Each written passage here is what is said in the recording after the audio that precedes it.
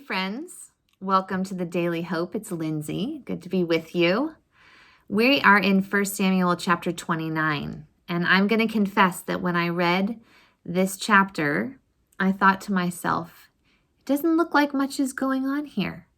There's all this incredible activity surrounding this chapter, and so I had to read it several times, but I really think that it is what looks like inaction in this chapter that speaks so loudly. David is still living in enemy territory. He is in the land of the Philistines, and David is the first casualty or victim in war for him was Goliath, and Goliath was a Philistine, and he would go on to kill tens of thousands of Philistines. So here he is in their land, and he has found honor and respect from King Achish, who is the Philistine king. It's miraculous. It's God's hand of providence that this relationship develops. And in this chapter, the Philistines are going out to war. So they're going to go attack the Israelites, David's people. And so they're marching out in that direction, and David and his men and King Achish are following up in the rear. And some of the Philistine commanders are looking back and thinking, this is a really bad idea. This isn't actually what we're doing, is it? We're going to go battle the Israelites, and then David's going to attack us from behind. So they tell Achish, you need to tell David to go home. He's not allowed to fight with us. Achish tries to plead with the commanders to let them know that David's done nothing to indicate that he's going to betray them, but they're not buying it. And so Achish has to tell David to go back to Ziklag. And this is what he says to David in verse 6. He says, as surely as the Lord lives, you have been reliable, and I would be pleased to have you serve with me in the army. From the day you came to me until today, I have found no fault in you, but the rulers don't approve of you. Now turn back and go in peace. And David doesn't want to go back, and he tries to state his case. And Achish says again, I know that you have been as pleasing in my eyes as an angel of God.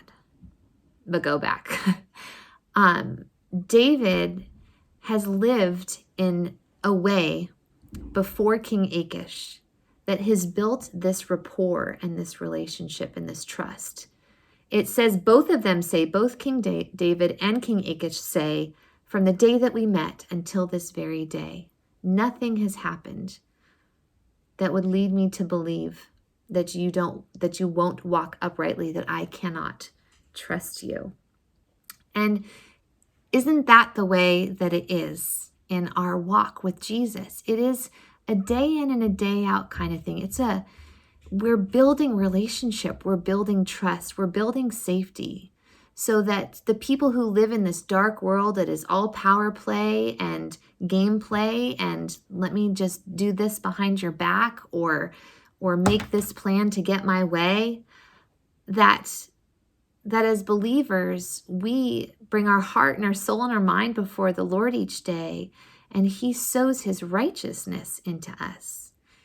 He begins to build this testimony of blamelessness within us that the world can see. And then Achish even says, I know that you have been as pleasing in my eyes as an angel of God.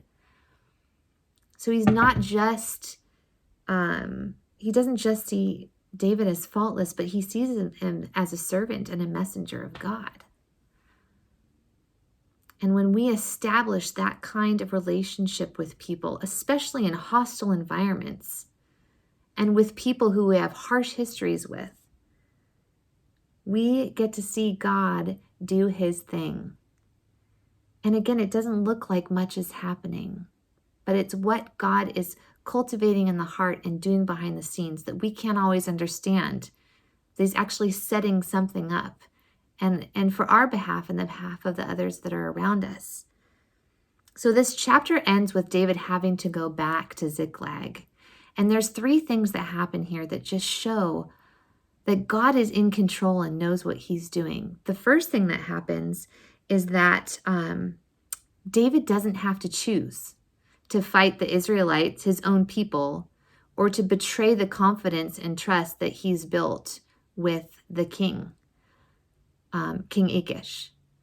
Secondly, we see that it turns out, and you'll see this next week, it turns out that he doesn't have to, or that his people are under attack back at his camp, and he's going to have to go rescue them. He would have been caught up in this other battle and not been there to rescue his people. And then the third thing that we see, and spoiler alert, Saul's finally going to get killed in the next couple chapters. And David will have had no hand in that battle.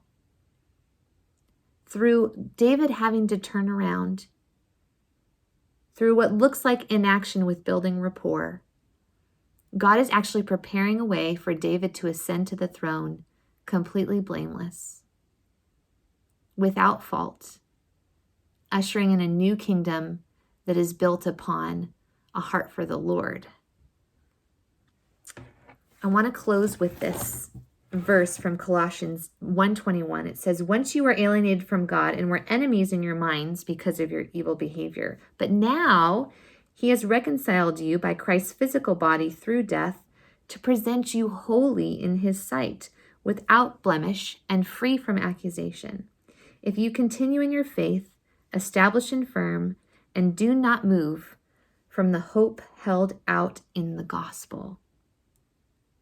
This is the gospel that you heard and that has been proclaimed to every creature under heaven. Hold on to the gospel. Establish yourself in it. Root yourself in it. And if you don't know what that means, get before the Lord. Get in his word. He will show you what to stand on.